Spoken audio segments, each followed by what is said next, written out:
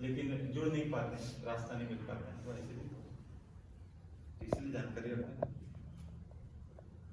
जैसा कि सबको सूचना प्राप्त हुआ था, आज राष्ट्रीय स्वयंसेवक संघ द्वारा अनुष्ठित एक कार्यक्रम संपर्क, हमारा एक विभाग है संपर्क केंद्र, कि हमारा संपर्क जैसे व्यक्ति के साथ हिंदुत्व का जो हम लोग कार्य कर रहे हैं, उस विषय को लेकर के एक सूचना गया था सबके पास, है ना। हमारे टोली सदस्य सबको सूचना दिए थे, उसी विषय पर आज एक बैठक रखा गया था। इसे हम लोग परिचिति वर्ग के रूप में ही कहते हैं और जानते हैं। तो हमारा संघ जो है अराजनैतिक है, सांस्कृतिक है और केवल मात्र हिंदू संगठन है।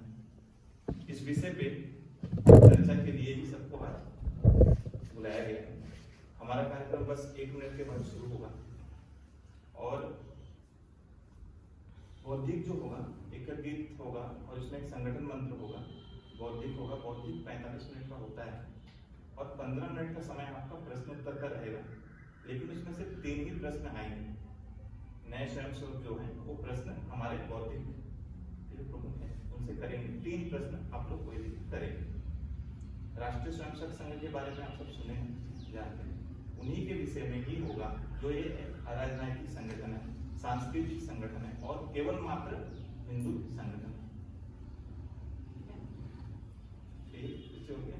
संगठन मंत्र के लिए हमारे पुलिस से वीरेंद्र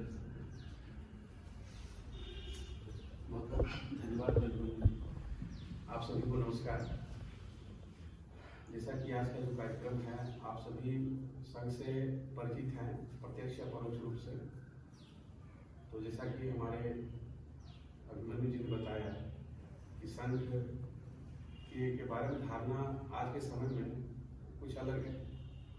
तो ये हमारी एक छोटी सी कोशिश है कि जिस तरह से संघ के नाम को प्रचारित आम जनसाधारण के बीच में किया जा रहा है, संघ उस तरह से न होकर कुछ दूसरी तरह से, तो किस तरह से उसकी जानकारी भी आज आपको मिलेगी। खैर, मैं संगठन में बोलूँगा जो हमारी औपचारिकता है।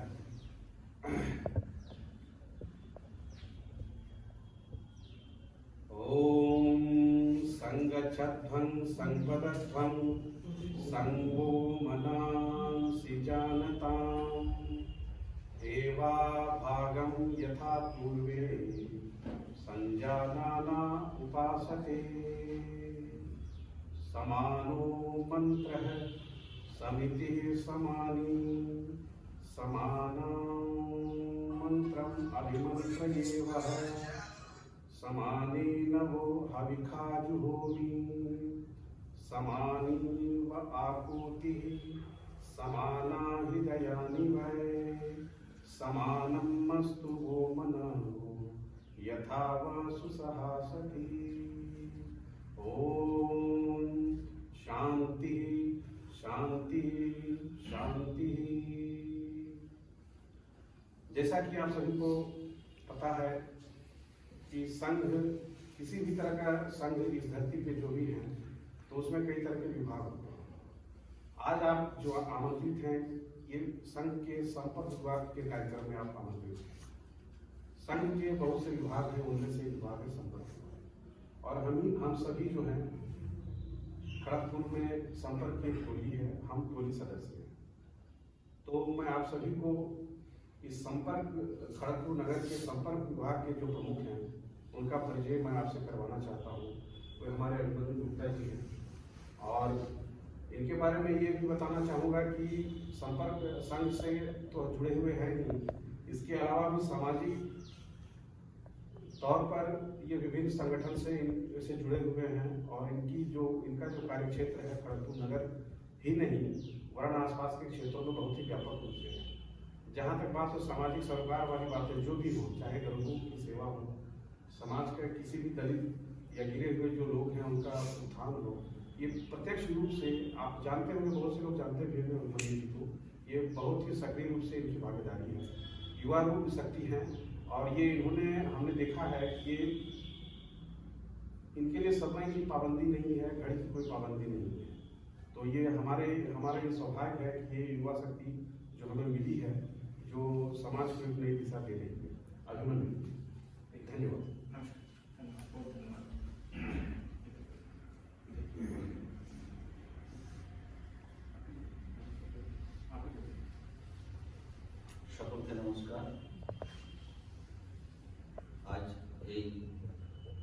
সম্পর্ক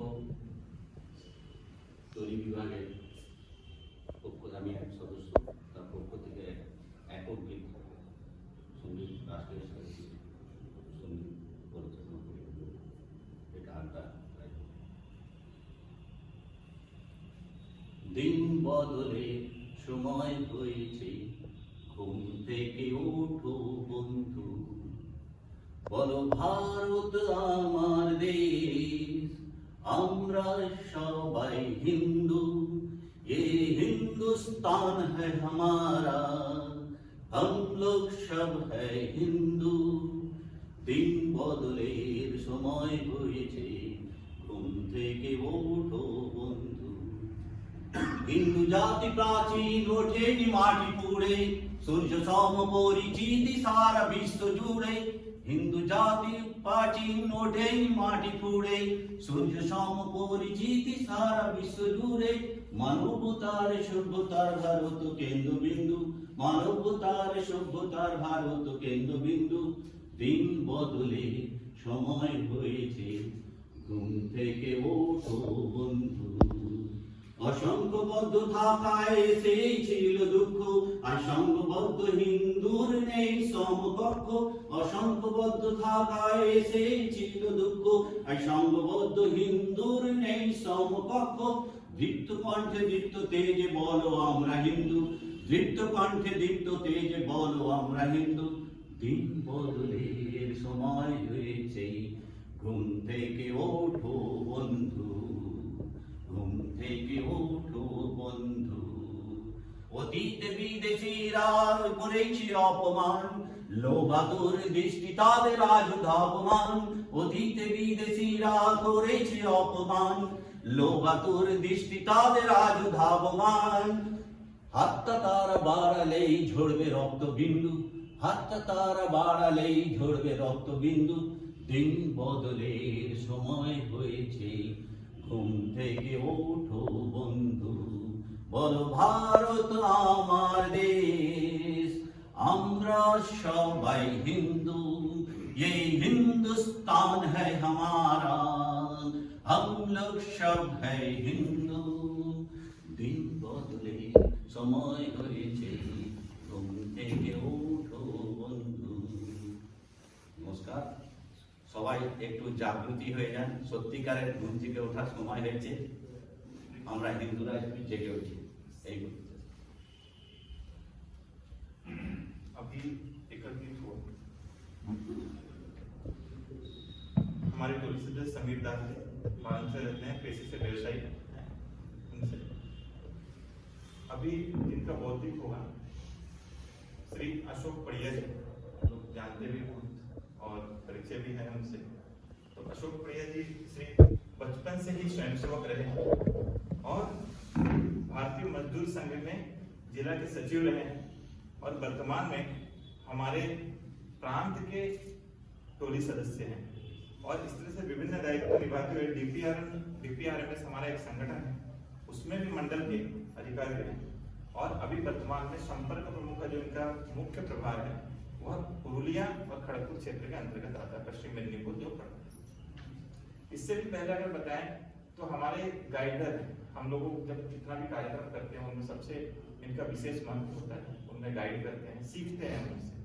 तो स्वयंसेवक हमेशा सीखने का होता है और अशोक जी ऐसे स्वयंसेवक हैं जिन्होंने खड़गपुर में बहुत स्वयंसेवकों को इसी तरीके से धीरे धीरे करके एक सामाजिक संगठन में जोड़ने का और हिंदू के प्रति, हिंदुत्व के प्रति जोड़े रखने का जो विषय उन्होंने कार्य किया है, उसका यह है कि आज हम लोग कार्य कर पा रहे हैं और बहुत अच्छी तरीके से कार्य कर रहे हैं। मैं निमंत्रित करूंगा अशोक दा, आप आएंगे तो बहुत अच्छा रहेगा।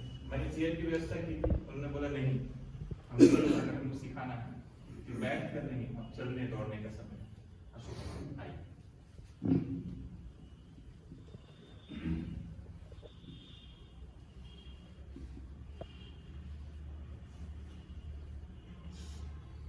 बांग्ला ना हिंदी? हिंदी। राष्ट्रीय स्वयंसेवक संघ के खड़गपुर नगर के हमारे संपर्क विभाग के सभी स्वयंसेवक कार्यकर्ता बंधुओं उपस्थित हमारे खड़गपुर नगर के महानुभाव प्रबुद्ध नागरिक जो आज इस कार्यक्रम में उपस्थित हुए हैं, मैं राष्ट्रीय स्वयंसेवक संघ तथा खड़गपुर नगर से आपको सादर नमन करता हूं। आज का जो विषय रहा है राष्ट्रीय स्वयंसेवक संघ एक अराजनैतिक, जैसे आप सभी को मालूम है कि हम लोग डेली जो न्यूज़पेपर पढ़ते हैं,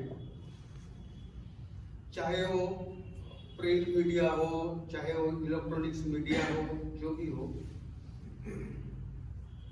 मीडिया समाज में जो प्रबुद्ध नागरिक है उनके अंदर में एक भ्रम तैयार करके रखे। जैसे उस भ्रम को तोड़ने का काम संघ ने छोड़ दिया था समाज का ऊपर में, लेकिन आज हम महसूस कर रहे हैं कि ये जो भ्रमित करने वाला जो शक्ति जो समाज को जो गुमराह कर रहा है, तो उसके सामने में उसको बुला के संघ का बारे में सटीक जानकारी देने के लिए ये योजना प्रस्तुत किया गया है, जो आजकल हमारे दक्षिण बंग प्रांत में हर नगर, हर क्षेत्र, हर खंड में, जैसे हम लोग गांव के जो ब्लॉक रहते हैं उसको हम खंड कहते हैं, हर ब्लॉक में, हर नगर में इस तरह का कार्यक्रम का आयोजन किया गया। आज भी यहाँ से खड़गपुर का कार्यक्रम होने के बाद बांकुड़ा भी है। आज जैसे कोई जगह में वर्चुअल कर रहा है, और जहाँ पॉसिबल है वहाँ फिजिकली हो रहा है। तो हमने खड़गपुर नगर का जो टॉली मेंबर्स हम लोग यह निश्चित किया कि वर्चुअल में थोड़ा प्रॉब्लम आता है, नेटवर्क के प्रॉब्लम आता है, सब नहीं जुड़ पाता है।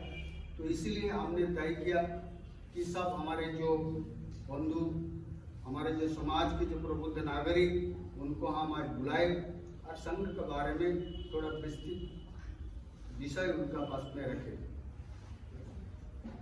जब हम गंगा मैया के बारे में जब हम लोग हिस्ट्री पढ़ते हैं, तो पहले जो आता है तो गंगा मैया को कौन लेकर आया था इधर, तो भगीरथ।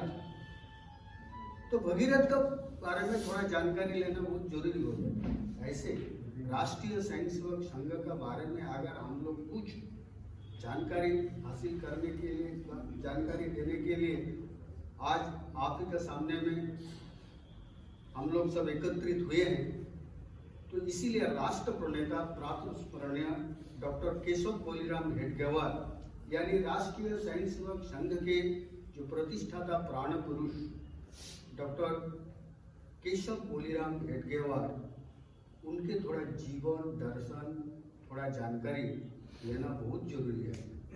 अगर राष्ट्रीय स्वयंसेवक संघों को अगर पहचानना चाहते हैं तो जरूर हम लोग को इस संघ प्रणेता के बारे में हम लोग को जानकारी रहना बहुत जरूरी है। इसीलिए डॉक्टर केशव बोलीराम हेडगेवार महाराष्ट्र प्रांत के नागपुर में, विदर्भ प्रांत में उनका जन्म हुआ था, लेकिन बचपन में ही एक ही दिन में उनके पिता और माता का देहांत हो गया था, और बचपन उनका बड़े भाई और भाभी का पास में ही गुजरना करता था। तो डॉक्टर जी, हम लोग डॉक्टर जी कहते हैं, संघ का स्वयंसेवक जो है हम लोग प्रातःस्मरणीय डॉक्टर जी नाम से उनको कहते हैं। तो डॉक्टर जी जब बचपन थे तब महाराजा शिवाजी का जो कहानी उनका बड़ा आकर्षण करता था। कैसे, आपको सब मालूम है, शिवाजी का महाराज का जो पिताजी था शाहजी भोसले, वो आदिल शाह का जागीरदार था। और ऐसा शिवा तो शिवा चाहता नहीं था कि उनके पिताजी कोई आदिल शाह का पास में जाके वहां पे जागीरदार का काम करे, लेकिन हालात ऐसा था, मजबूरी था, इसलिए तो एक दिन, और ये तो जीजाबाई और दादाजी जो कोंडोदेव, उनके पास में शिवा पढ़ा होता था। तो दादाजी ने बहुत सारे अपने भारतीय रीति रिवाज, संस्कृति और परंपरा का बारे में इस बच्चों को शिक्षा देता था। तो शिवाजी महाराज एक दिन पुणे गए, तो जाके वो आदिल शाह का दरबार में उनके पिताजी लेके गए। तो जैसे रीति रिवाज था वहां जाके सब जाके जैसे दरबार में गया तो उसको नमन करना आदिल शाह को। तो शिवाजी महाराज ने बोला कि वो बच्चा था, बोला नहीं हम नमन करेंगे नहीं। तो बोला क्यों? मैं इसलिए नमन नहीं करूंगा कि जो हमारे देश को शासित कर रहा है तो उसके सामने में मैं कभी भी सिर नहीं झुकाऊंगा। तो ये जो घटना डॉक्टर जी का बहुत प्रेरणा देते हैं, बहुत प्रेरणा देते हैं। फिर बचपन में और छोटे छोटे कहानी, दो एक कहानी है। बचपन में स्कूल में जब पढ़ाई करते थे तो यूनियन जैक फहरा था स्कूल में, विद्यालय में। उस टाइम ब्रिटिश का राज था। तो एक बार अपने आचार्य देव से बोला, सर तो हम लोग को आजादी कब मिलेगी? तो ऐसे बच्चों को मास्टर महोदय ने, आचार्य ने कहा कि देखो, जब इस यूनियन जैक हट जाएगा, अपने देश के भगवा वहां पे फहराएंगे, तब जाके और अपने देश आजादी हो। तो छोटे केशव ने क्या किया, मास्टर जी जैसे थोड़ा स्कूल से दूसरे क्लास में गए तो केशव ने और वहां खोदना शुरू कर दिया। लगभग 4-5 फीट खुदाई कर दी। तो जो आचार्य देव ने आया, अरे क्या कर दिया आपने, इसमें खुदाई क्यों कर रहा है? आपने बोला था कि यूनियन जैक को उतारना है, तो इसलिए मैं सुरंग बना रहा हूं, यहां से मैं उतार के जाके वो यूनियन जैक को मैं।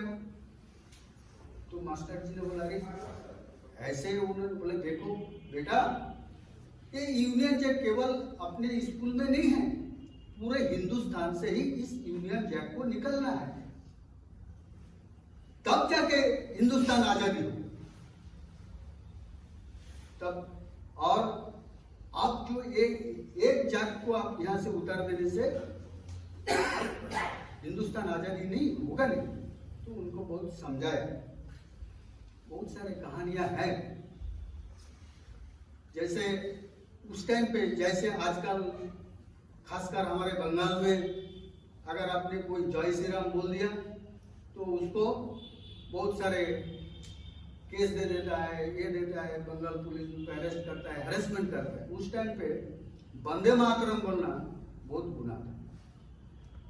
तो एक बार केशव बचपन में स्कूल में पढ़ाई कर रहा था, तो उस टाइम पे स्कूल इंस्पेक्टर आया था स्कूल में। तो जैसे ब्रिटिश लोग का इंस्पेक्टर था, जैसे स्कूल परिदर्शन करने के लिए आया, तो जैसे क्लासेस में घुसा तो अपने डॉक्टर जी ने सारे मित्रों को लेके वंदे मातरम नारा लगा। ऐसे वंदे मातरम नारा लगा दिया। वो अंग्रेज इंस्पेक्टर बहुत गुस्सा था, और वो प्रिंसिपल जो था वो भी बहुत मजबूर था। आखिर में क्या हुआ, वो स्कूल से बहिष्कार कर दिया था डॉक्टर जी को। तो बहिष्कार करने के बाद में क्या करे, पढ़ाई तो करना है। तो इस टाइम पे जिस बच्चों को इस तरह का ब्रिटिश हरकत करते थे, उसके पढ़ाई के लिए महाराष्ट्र प्रदेश में एक व्यवस्था थी, तो उसी में उनका बचपन का पढ़ाई। उनके पढ़ाई होने का बाद में उन्होंने बोला कि चलो मैं कलकत्ता जाऊँ। कलकत्ता किस लिए? एक बहाना था डॉक्टरी पढ़ने के लिए। कलकत्ता नेशनल मेडिकल कॉलेज में डॉक्टरी पढ़ने के लिए और महाराष्ट्र प्रांत से इधर, अरे भाई वहाँ तो महाराष्ट्र में मेडिकल कॉलेज था, वहाँ पे मध्य प्रदेश में था, तो महाराष्ट्र से क्यों बंगाल आना था? इसलिए आना था 1905 बंग का पूरा आंदोलन चल रहा था यहाँ पे। रविन्द्रनाथ टैगोर यहाँ पे अनुशीलन समिति 1908 साल में हमारे खुदीराम बोसु का जैसे फांसी हो गया। तो ये जो कहानियां उनका बड़ा, मतलब यहाँ पे आऊंगा तो कम से कम एक रिवोल्यूशनरी पे एक काम हम कर सकते हैं। तो इसलिए उन्होंने कलकत्ता आके यहाँ पे नेशनल मेडिकल कॉलेज में पढ़ाई किया।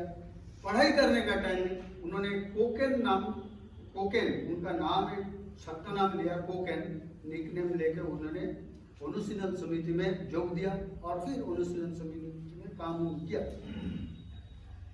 उस टाइम पे रामकृष्ण मठ एवं मिशन उनके जो सेवा काज था, वो सेवा काज में भी उनके जो डॉक्टर बंधु को लेकर सेवा काज में भी उन्होंने प्रति था। फिर यहाँ से पढ़ाई वढ़ाई करने के बाद में उन्होंने फिर गुजरात प्रांत में लौटा और वहां जाके उस टाइम पे कांग्रेस में उन्होंने ज्वाइन किया। कांग्रेस बोलने से कोई पार्टी नहीं है, आज हम लोग जो कांग्रेस बोलने से पार्टी समझते थे, उस टाइम पे कांग्रेस वाज वन प्लेटफॉर्म, एक प्लेटफॉर्म था। तो अंग्रेज को हटाने के लिए एक platform, irrespective of the political ideology, वो एक प्लेटफॉर्म था। उस प्लेटफॉर्म पे ज्वाइन किया। महात्मा गांधी जी का साथ में करीबी संजोग आया, लेकिन इस असहयोग आंदोलन में 1921 साल में डॉक्टर जी को अरेस्ट करके जेल में डाल दिया। तो एक साल 1922 साल तक एक साल उन्होंने जेल में बैठ के अपने जितने सारे पुस्तकें, वेद, उपनिषद, गीता, स्वामी विवेकानंद के आदि धर्म ग्रंथ, जीवनी, इनको बहुत गंभीरता से अध्ययन किया। और अध्ययन करने का बाद में उन्होंने एक ही चीज देखा, एक ही चीज सोचा। क्या सोचा? कि अगर हमने ब्रिटिश को हमें मार के भगा दिया, ठीक है, लेकिन क्या दोबारा हम लोग पराधीन नहीं हो जाएंगे? फिर अगर इसको हम हटा देने से क्या पूरा परिवर्तन समाज में आ जाएगा? फिर हम दोबारा गुलामी नहीं बनेंगे। तो इसीलिए उन्होंने ये सोचा कि ऐसा कुछ करना चाहिए जो कि इस समाज को और एक सूत्र में बंद करे। उस टाइम पे आप लोग को मालूम है, हमने डिटेल्स जाएंगे नहीं, हिस्ट्री तो बहुत है। उस टाइम खिलाफत आंदोलन चल रहा था। खिलाफत आंदोलन क्या था? व्हाट इज खिलाफत आंदोलन? अपने यहाँ के जो मुसलमान लोग था, वो मुसलमान लोग अंग्रेज को हटाने के लिए अंग्रेज को हटाना चाहता था, लेकिन मकसद क्या था? अफगानिस्तान का जागीर को वो अपने देश सौंपना चाहता था। तो डॉक्टर जी ने वो सरासर महात्मा गांधी का ये बात से सहमत नहीं था, उन्होंने प्रतिवाद किया। फिर उसी साल में मोपला कांड हो गया मालवार में। वो मोपला विद्रोह में क्या हुआ था? बहुत सारे हिंदुओं का जान माल धन प्राण का बहुत सारे नुकसान हुआ, बहुत नुकसान हुआ। तो डॉक्टर जी ने एक चीज सोचा था, अगर इस हिंदुस्तान को बचाना है तो यहाँ का जो लार्ज कम्युनिटी है वो है भारतीय परंपरा संस्कृति में विचार रखने वाला, जो वो है हिंदू कम्युनिटी। तो इस हिंदुस्तान में इस हिंदू का एक संगठन बनना चाहिए। क्यों? अब मुस्लिम का हरकत देख लिया, वो यहां से अंग्रेज को हटा के वो क्या चाहता था? वो अफगानिस्तान को, इस देश को सौंपना चाहता था। तो इसी से क्लियर पिक्चर हो गया। डॉक्टर बाबा साहेब आम्बेडकर ने उस दिन में एक बात किया था, बहुत अच्छा बात बोला था। ये महात्मा गांधी क्या उनके दिमाग तो ठीक है? वो जो हिंदू मुस्लिम यूनिटी का जो बात बोल रहा है, क्या ये कोई सुस्त मस्तिष्क का कोई व्यक्तित्व इस तरह का बात कर सकता है? जब खिलाफत के दौरान इस हिंदुस्तान को अफगानिस्तान में सौंपना चाहता है, तो ये लोग का क्या मिलन संभव है? बल्कि नहीं। तो इसीलिए उन्होंने चिंतन किया कि इस हिंदुस्तान को जो राष्ट्रीयता भाव जिसका अंदर में है, कौन सा राष्ट्रीयता भाव? Irrespective of the creed, religious culture, जो इस हिंदुस्तान को अपने मातृभूमि बोल के जो पूजन करेंगे, ऐसे व्यक्तित्व को लेके एक संगठन को मजबूत खड़ा करना है, ताकि इस देश का प्रति, इस मातृभूमि का प्रति एक प्रगाढ़ निष्ठा बने।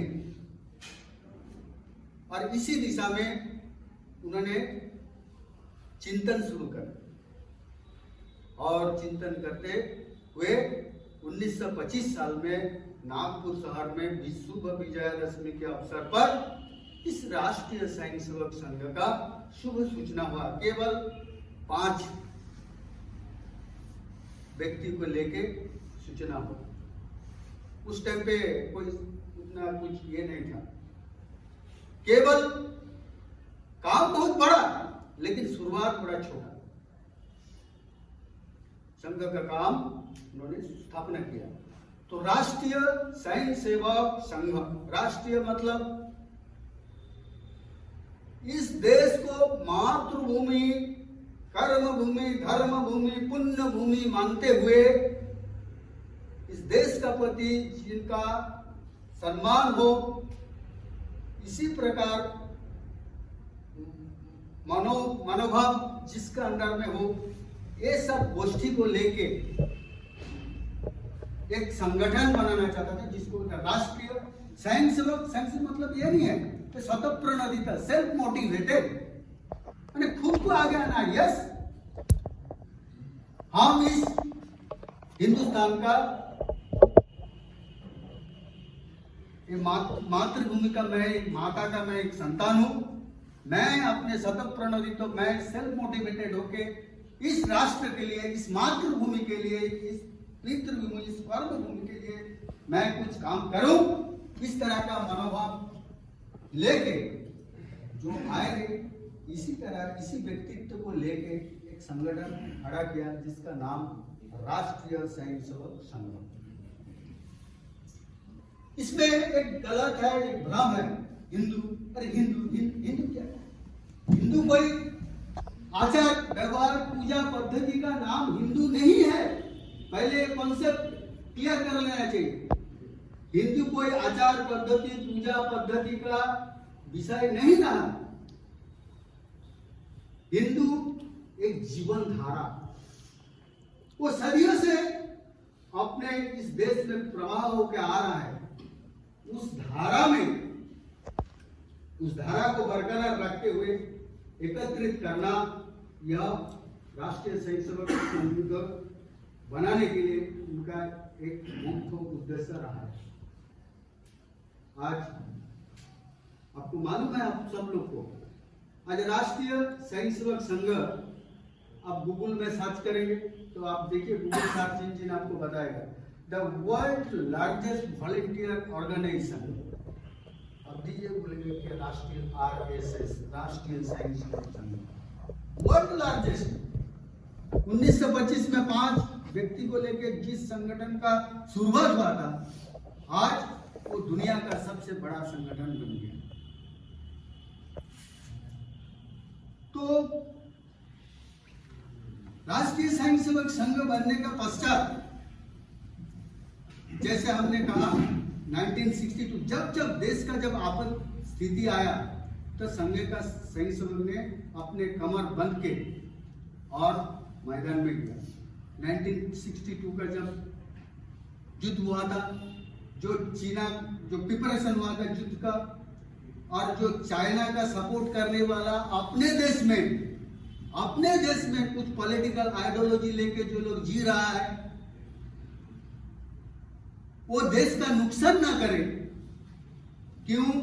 इंडिया अगेंस्ट चाइना, और चाइना को विश्वास लेके अपने हिंदुस्तान में चाइना को विचारधारा को बचा के बरकरार रखने के लिए जो लोग प्रतिबद्ध है वो अपने देश को बिना कुछ नुकसान ना करे, उसीलिए राष्ट्रीय स्वयंसेवक संघ 1962 में पूरा देश भर में काम किया, पूरा देश भर में काम किया, सर्विलेंस किया कि अपने देश को कुछ नुकसान तो ना हो जाए, पूरे सर्विलेंस किया 1962।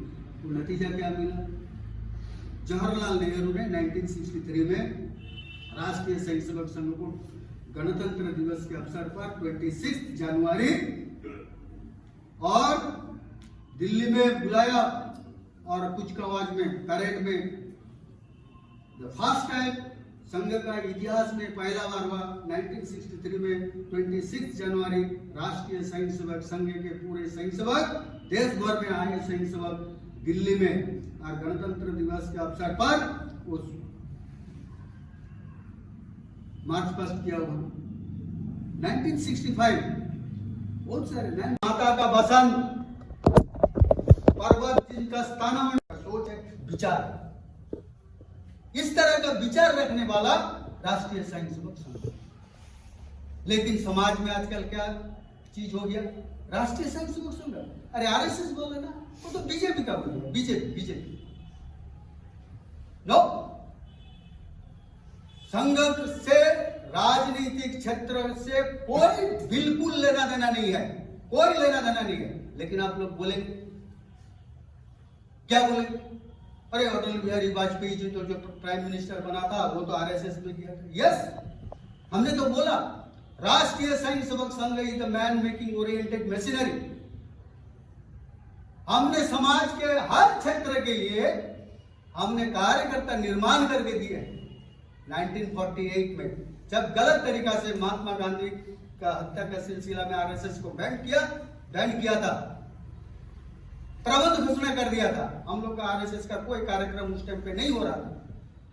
उस टाइम पे क्या हुआ? सारे देश में उस टाइम पे हमारे संघ के द्वितीय सर संघ चालक परम पूजनीय गुरुजी थे, और वो गुरुजी उस टाइम पे हमारे वरिष्ठ संघ के कार्यकर्ता लेके विचार विमर्श कर रहा था। बोले अरे देखो यार, इलीगल काम हो रहा है, अपने पार्लियामेंट में इस संघ का बारे में बोलने वाला कोई नहीं है।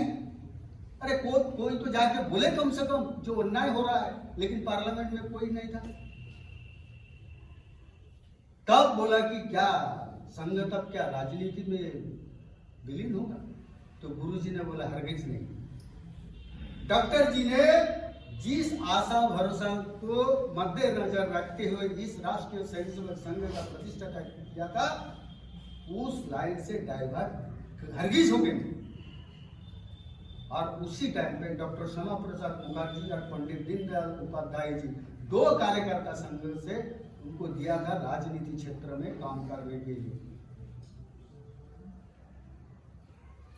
जैसे संघ का काम आस्ते आस्ते बड़ा हुआ, तो आप ट्रांसपोर्ट का बिजनेस करता है, आप ऑफिस में काम करते हैं, आपका पास में रेगुलर 1 घंटा समय है, नहीं है, आप नहीं दे पाएंगे। तो आपका, तो हम इसीलिए हम कहते हैं कि इस तरह का जो हमारे स्वयंसेवक बंधु है, आप कम से कम हफ्ता में एक जगह में कहीं मिलन करिए, और उस मिलन में संघ के बारे में चिंतन करिए, विचार करिए, संघ को जानकारी लेने के लिए। आज इस 45 मिनट्स में पूरा आपको संघ के बारे में मैं जानकारी नहीं दे पाऊंगा। इसको सचमुच अगर जानकारी आपको हासिल करना है, करने के लिए छात्र संगठन अखिल भारतीय विद्यार्थी परिषद ABVP, समाज में जो बुजुर्ग हैं, जिनका पास में उनको बोला हम कुछ नहीं, मैं तो गीत भजन करना चाहता हूँ, हरे कृष्ण हरे राम, ठीक है। संघ ने उसके लिए भी सोचा है। 1965 में विश्व हिंदू परिषद का एक संगठन खड़ा किया, जिस संगठन का माध्यम से अपने बुजुर्गों हरे कृष्ण हरे राम इस तरह का चिंतन करते हुए इस समाज में इस जुड़ के रहने के लिए वो काम वो लोग कर रहे हैं।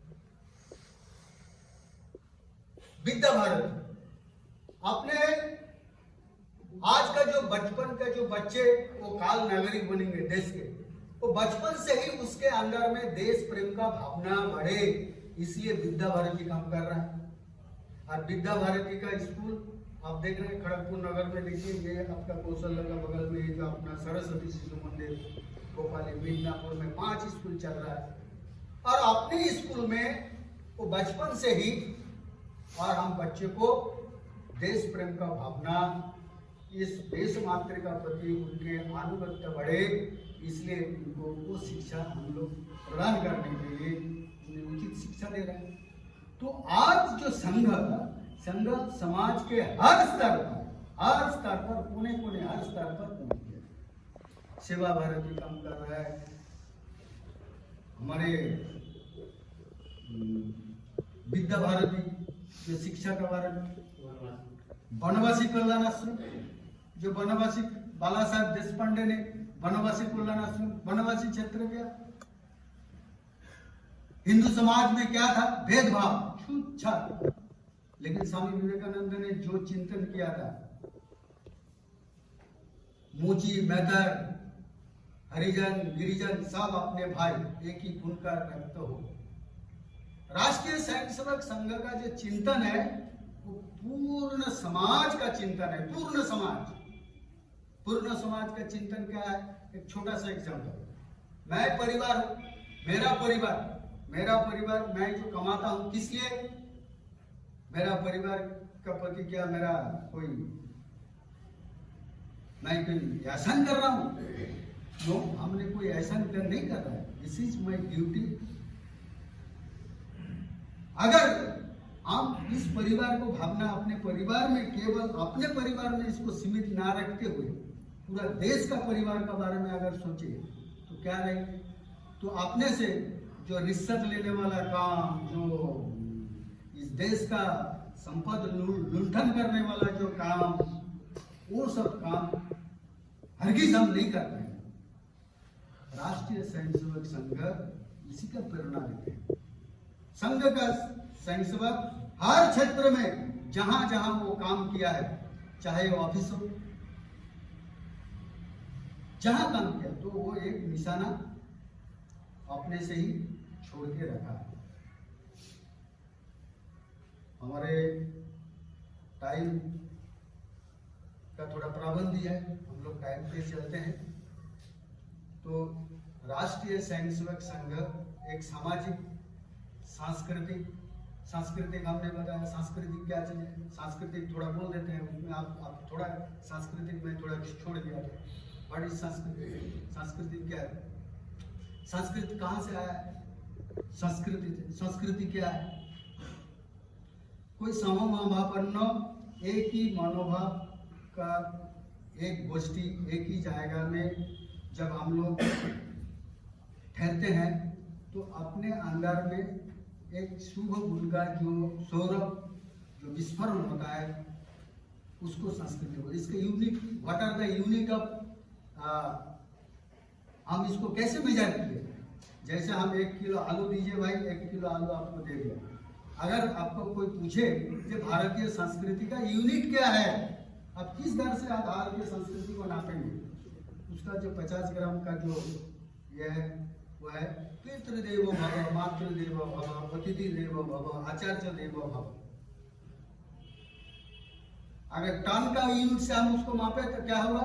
वसुधैव कुटुंबकम, दुनिया का सब हमारे कुटुंब, यह हमारा संस्कृति, यह हमारी संस्कृति। और सर्वे भवन्तु सुखिना, सर्वे सन्तु निरामया, सर्वे भद्राणि पश्यन्तु मा कश्चित् दुःखभाग्। हमने सबको निरामय, रोग निरामय जीवन हमने भगवान से प्रार्थना करें। यह हमारे संस्कृति का एक सोच है, एक विचार है। तो इस विचार में विश्वास रखने वाला जो संगठन वो है राष्ट्रीय स्वयंसेवक संघ। मेरा आपसे निवेदन है इस संघ के बारे में और आपको जानकारी लेने के लिए मैं पहले बोला राष्ट्रीय स्वयंसेवक संघ यूनिवर्सिटी, इस यूनिवर्सिटी में आपको आना है प्रत्यक्ष रूप में। यहाँ आके आप जब इस कार्य पद्धति में जब जुड़ेंगे तब डेफिनेटली संघ का बारे में आपका जो गलत फहमी है वो आस्ते आस्ते दूर हट जाएगी। संघ कोई राजनीति नेता का साथ में कोई लेना देना नहीं है, लेकिन बल्कि आज एक ट्रेंड्स है। आपको क्या ट्रेंड्स आया है? कुछ राजनीतिक क्षेत्र वाला आदमी यहाँ आता है, संघ में आता है, किस लिए आता है? आरएसएस का एक स्टैम्प लगाने के लिए आता है। लेकिन संघ उतना आसान नहीं है। यह स्टैम्प देने के लिए पहले उनको जांच होता है। इसलिए देखिए अंगली का 5 अंगली तो हरगिज समान होता नहीं। जो एक चतुर आदमी निकालता है, बदमाशी करता है वो बात, लेकिन आमतौर पर संघ का जो स्वयंसेवक कर्तव्यनिष्ठ मातृभूमि को पूजा करने वाला ये संगठन है। बाकी दूसरे कभी कालखंड में आपसे मिलेंगे तो और बातचीत होगा। आप सभी को मेरा नमस्कार कहते हुए आज मेरा इस शब्दों का विराम देता हूँ। 3 प्रश्न जैसे आपने पूछा था, किसी का प्रश्न है तो आप थोड़ा पूछिए, मैं यहाँ खड़ा होकर आपका आंसर देंगे तब जाकर बैठिए। भौतिक समाप्त हो गया। 3 प्रश्न आप में से कोई भी कारो प्रश्न आज बोलिए।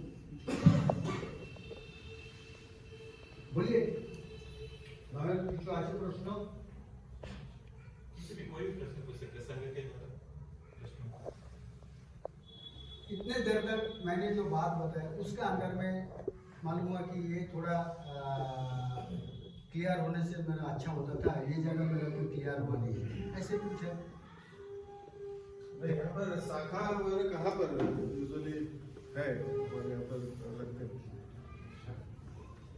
यहाँ पे शाखा जो है नगर के बारे में आपने नगर प्रमुख बता देता है कहाँ कहाँ शाखा है, पूरा आपको डिटेल बता देगा। और बोल दीजिए शाखा खड़गपुर नगर में चलती है, 8 जगहों पे शाखा चल रही है।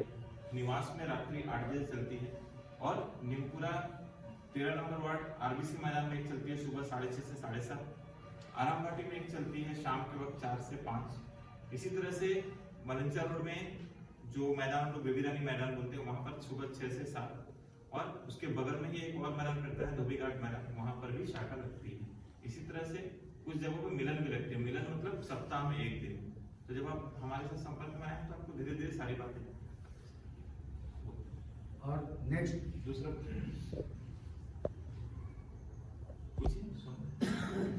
किसी भी तरह का कोई भी प्रश्न हो, आज के परिवेश में जो संघ को लेकर के मीडिया में, प्रिंट मीडिया में जैसे बीजेपी को सीधे तौर पे संघ से जोड़ दिया जाता है, तो उस चीज पे भी अगर कोई तरह की अगर भ्रांति है, धारणा है तो पूछिए, बेहिचक पूछिए, क्योंकि उसका निराकरण होना बहुत जरूरी है।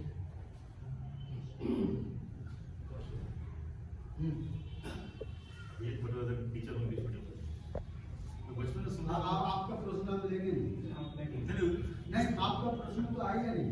आप तो हमारे टोली का मेंबर है, आपका प्रश्न हम क्या लेंगे। आज जो प्रश्न है अपने नया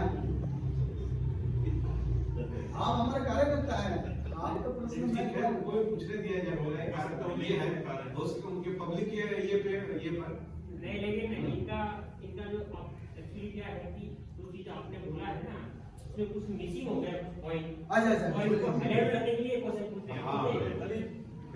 इसी से है कि महात्मा गांधी की हत्या जो हुई थी उसमें संघ का नाम बार बार ड्रैग किया जाता है। 50 साल से ज्यादा हो गया, 70 साल हो गया है, उसको अभी तक वो जो दाग लगा है तक वो निकला नहीं है। कैसे निकलेगा?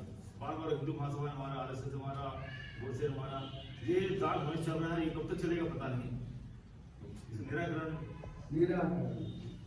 देखिए, क्वेश्चन तो बहुत बढ़िया है, अच्छा क्वेश्चन है, इसका उत्तर हम दे सकते हैं। दीजिए आप। एक्चुअली देखिए, जो भी चीज दाग या जिसको हम अच्छा है बुरा बोलते हैं वो हम ही लोग बोलते हैं। तो हमारे थॉट्स में जब तक परिवर्तन नहीं आएगा इस बात को, ये दाग नहीं बदलने वाला, हम इसको क्यों बोलेंगे? हम उनको इस तरीके से क्यों प्रेजेंट करेंगे कि वो हत्यारा है? जो वजह है उसको उसके सामने यदि आप सभी लोग समझ पाएंगे तब अपने आप ये बात कहने की रहेगी, अपने आप ही मिट जाएगी।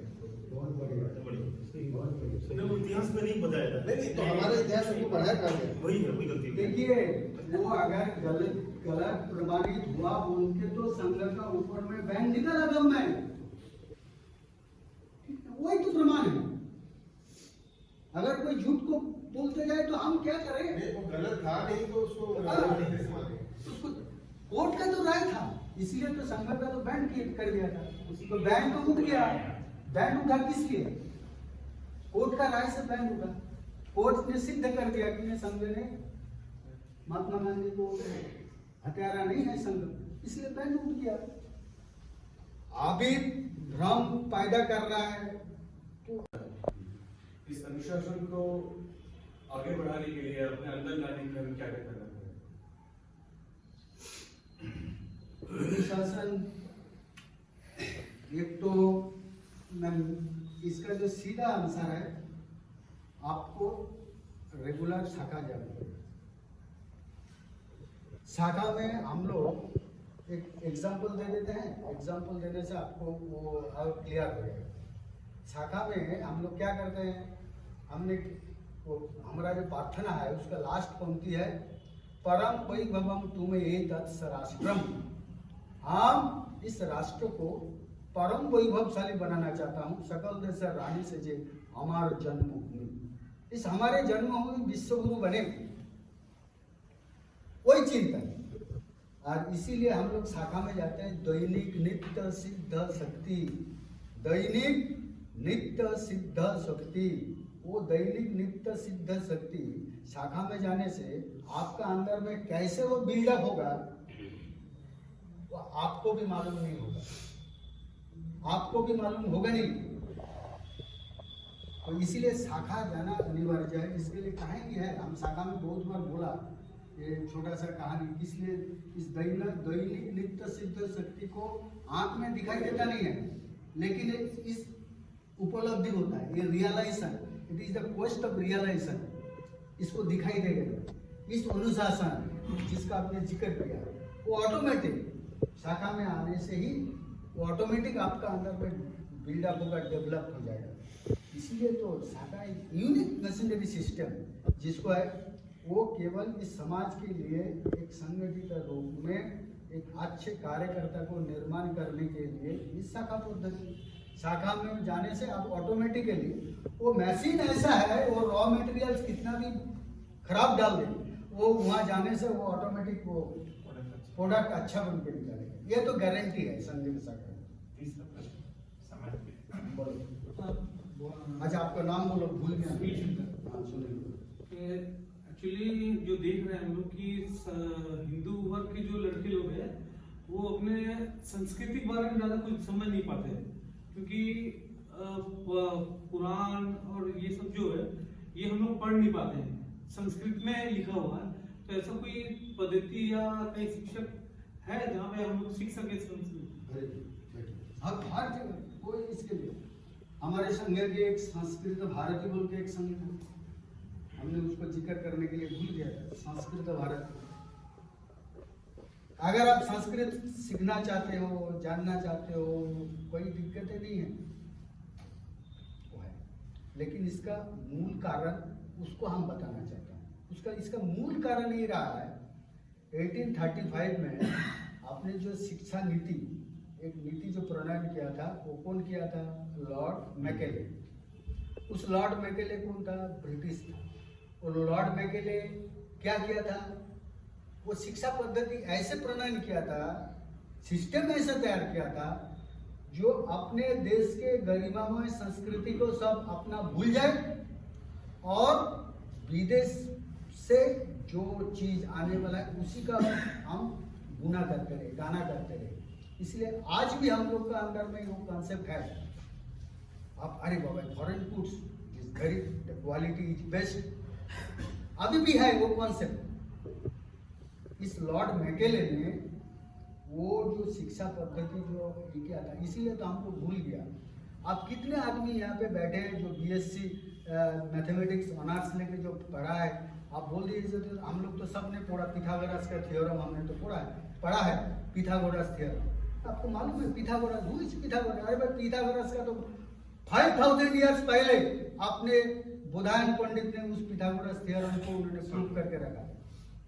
अपने जो प्लेन चलते हैं यार, हमने क्या सीखा? राइट ब्रदर्स ने हवाई जहाज को आविष्कार किया, वही सिखाना, वही पढ़ाना। लेकिन आप पढ़िए भारद्वाज संहिता में, भारद्वाज ऋषि मुनि ने उसको एडवांस जेटीआर टेक्नोलॉजी का जो थ्योरी है आज से 5000 ईयर्स बैक उन्होंने प्रूव करके रखा। चरक जो आयुर्वेद का जनक था आज आ रहा है घूम फिरा के। आज इस कोरोना परिस्थिति में कोई दवा नहीं है इस आयुर्वेदिक छोड़ के। हमने मालूम है किसी को? सुश्रुत का नाम किसी को मालूम है? अरे दुनिया को तो राह देखने वाला हिंदुस्तानी है। अपने जीरो का कॉन्सेप्ट, आज दुनिया जो कंप्यूटर चल रहा है, ये जीरो का कॉन्सेप्ट अगर डेवलप नहीं होता था तो कंप्यूटर भी चलता नहीं। जीरो का कॉन्सेप्ट कहां से डेवलप हुआ? भास्कराचार्य, चंद्रगुप्त, हम लोग तो भूल गया सब। इसको भूल गया मतलब क्या है? भुलाने के लिए काम उस लॉर्ड मैकेले के शिक्षा व्यवस्था में वो किया, इसीलिए हम लोग भूल गया। हमने डेफिनेटली आपका प्रश्न बहुत अच्छा है। आपने संस्कृति को जानकारी लेने के लिए संस्कृत जानना आवश्यक है। आईआईटी में निःशुल्क संस्कृत क्लास होता है सैटरडे एंड हर सैटरडे में आपको हम जानकारी देंगे। इस कोरोना परिस्थिति में फिलहाल बंद है और जब शुरुआत होगा आपको हम जरूर खबर देंगे। आप कोई सीखना चाहता है तो मैं वहाँ पे संस्कृत की क्लास करता हूँ, तो इसीलिए आप आने से वेलकम।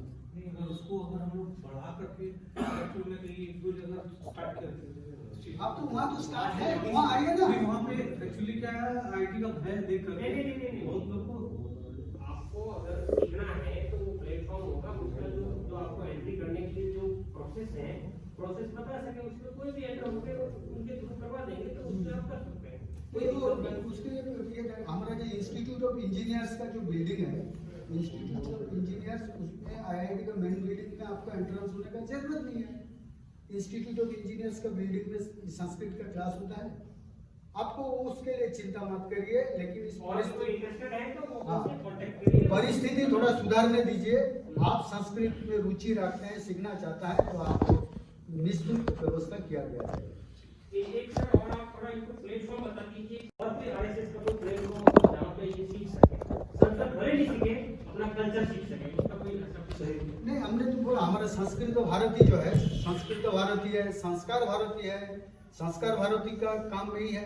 संस्कृत भारती अपने जो संगठन है उसमें आप संस्कृति में बेसी अच्छा रुचि रखने, इसीलिए तो डाइवर्सन, इसीलिए तो स्वयं सेवक का कार्य क्षेत्र अलग अलग होता है। मैं श्रमिक क्षेत्र में काम करने के लिए मेरा अंदर में रुचि रहा तो मैं संघ का काम करते हुए मैं श्रमिक संगठन में काम किया। इसीलिए मैं तो बीएमएस का जिला का सचिव था, भारतीय मजदूर संघ का एक टाइम। दक्षिण पूर्व रेल मजदूर संघ जो है, रेलवे में जो रेल मजदूर संघ है, उस रेल मजदूर संघ का मैंने तो जोनल अध्यक्ष था, कार्यकारी अध्यक्ष। तो जब जहाँ पे रहेंगे वहाँ पे काम करेंगे। जब आपका अगर राजनीति में रुचि रहता है, आपको मालूम है कि मैं राजनीति में, वो नमस्कार, आप जाइए, दरवाजा खुला है, आप जाके राजनीति करिए, कोई चिंतन नहीं। लेकिन बिल्कुल एक क्लियर करके जाइए, राष्ट्रीय स्वयंसेवक संघ कभी कोई राजनीतिक दल से कोई लेना देना इसका नहीं है। हाँ बोलो। আমি যে কথাটা বলতে চাইছি, হচ্ছে আমরা ধরুন যে মুসলিম সমাজ আমাদের, ওখানে ধরুন বাচ্চাদের, ছোট ছোট বাচ্চাদের যে শিক্ষা দেওয়া মাদ্রাসায়, মানে ওই সংস্কৃতিটাকে ধর্মটাকে ধরে রাখার জন্য, মানে ওইটা আগে বাড়ানোর জন্য তো অনেক কাল ধরে হয়ে আসছে, এখনো হচ্ছে। কিন্তু আমাদের যেমন প্রাচীনকালে হতো গুরুকুলে শিক্ষা দেওয়া হতো, যে আমাদের সংস্কৃতি বা ধর্মকে ধরে রাখার জন্য যে একটা গুরুকুলে অস্ত্র শিক্ষা, শাস্ত্র শিক্ষা দুটোই করানো হতো। কিন্তু এখন সেটা আমাদের সমাজে নেই। বা আমাদের সংবিধানে যেটা আছে, আমরা কিন্তু মাদ্রাসা কিন্তু সেখানে কিন্তু কোনো বারণ নেই, কিন্তু আমাদের গুরুকুলে কিন্তু অনেক সমস্যা, গুরুকুল প্রায় নেই, মানে আমার গুরুকুল নেই বারণ করছে। খুব ভালো প্রশ্ন। খুব সুন্দর প্রশ্ন তোমার। কিন্তু স্যার আমি একটু বলছিলাম যে আমরা এই গুরুকুলটা কি আমাদের কি মানে আমাদের এই আরএসএস মানুষ যেহেতু আরএসএস আমাদের হিন্দু সংগঠন, তো এটার মাধ্যমে কি আমরা এই গুরুকুলটা ক্রিয়েট করতে পারি? বলছি উত্তর আছে তো, উত্তরটা বলে দিই, তোমাকে উত্তর বলে দিলে বলে ঠিক আছে, খুব ভালো প্রশ্ন করেছো। মাদ্রাসাতে যেটা পড়ানো হয়, দ্য নন মুসলিমস আর কাফের, দ্য নন মুসলিমস আর কাফের, the first syllabus of madrasa, the non-Muslims are kafir. The non-Muslims are kafir means जो मुस्लिम नहीं है तो वो काफिर है, काफिर होने से वो मुस्लिम का शत्रु है, इनका वही शिक्षा है। लेकिन आप जो बात बोल रहे हैं गुरुकुल का माध्यम से, हमने तो काम कर रहा है, अपना तो शिशु मंदिर चल रहा है, हमने तो शिशु मंदिर में वही काम कर रहा है, लेकिन हमने उसको ऐसा शिक्षा देता नहीं है कि आप मुसलमान हो तो आप हिंदू, आप मेरा शत्रु हो, इस तरह का शिक्षा अपने शिक्षा पद्धति में है ही नहीं। हम उसको शिक्षा देता है सर्वे भवन्तु सुखिनः सर्वे सन्तु निरामया, सबके भले हो, सबके निरामय हो, वसुधैव कुटुम्बकम, दुनिया का सब आदमी मेरा आत्मीय। This is the basic difference between the Hinduism and Islam. हम बोला विद्या विकास परिषद तरफ से अभी हम खड़गपुर सर्कल को कोऑर्डिनेटर हूँ, तो हम लोग का कुछ दिन पहले एसएल पर मीटिंग हुआ था विद्या विकास परिषद, बोले खड़गपुर में कहीं वो हिंदी मीडियम स्कूल आपको बनाना चाहते हैं तो विद्या विकास परिषद से सब का कोई हेल्प मिलेगा, और अगर वो जगह दे देंगे तो बिल्डिंग में लोग बना देगा, वहाँ अगर जो टीचर रखेंगे उनको ट्रेनिंग दिया जाएगा, कैंप मिलेगा। तो मतलब हम शिशु मंदिर चल रहा है अभी खड़गपुर का सर्कल में 11 स्कूल चल रहा है। अच्छा सबसे मजा का बात है बगल में सीमंतोपुर बोल के है तो वहाँ 240 बच्चा पढ़ता है, उसमें से 42 बच्चा मुस्लिम बच्चा है। शिशु मंदिर वो आपके सुबह सरस्वती वंदन लोग करते हैं, फिर वो लोग पढ़ेंगे। मैंने कितना परिवर्तन हुआ। आज के कार्यक्रम এখানে সমাপ্ত। সকলকে আমার নমস্কার। अच्छा चाय और बिस्कुट की व्यवस्था है, ठंडा का घर लेके जाइएगा, शांति मंत्र होगा, शांति मंत्र होगा, उसके बाद भवन्तु सुखिनः सर्वे सन्तु निरामयाः सर्वे भद्राणि पश्यन्तु